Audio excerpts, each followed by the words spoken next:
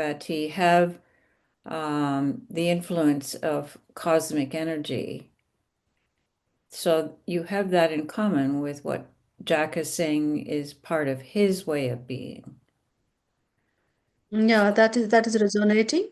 I also call it energy, and it's more like feminine energy and masculine energy of, or somewhere in between there is a value we that is embedded with that.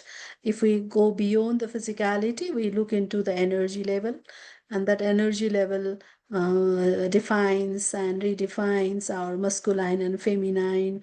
Maybe like it is connected with our ways of knowing, and maybe if we consider that as quality, feminine quality and masculine, and we need to look into the values embedded there. So maybe that is the exploration. um, we may name or rename the value, or we may go deep on we may deepen that energy perspective also from our exploration. Well, and I reflect back on the inclusion in your writing of, now I may not get this pronunciation right, but Ardhanarishwor, Yeah, um, Ardhanarishwor.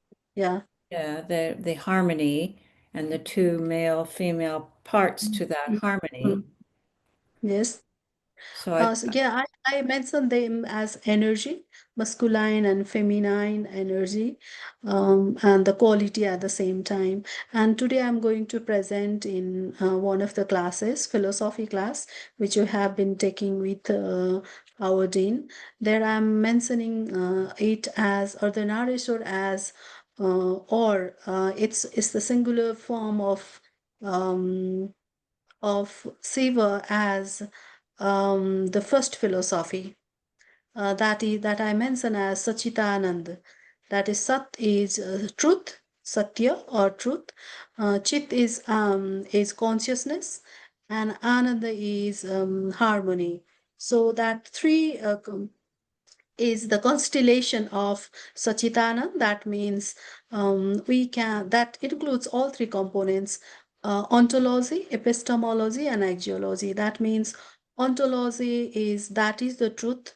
Shiva is truth, means that includes both feminine and masculine energy in a singular form, in one form.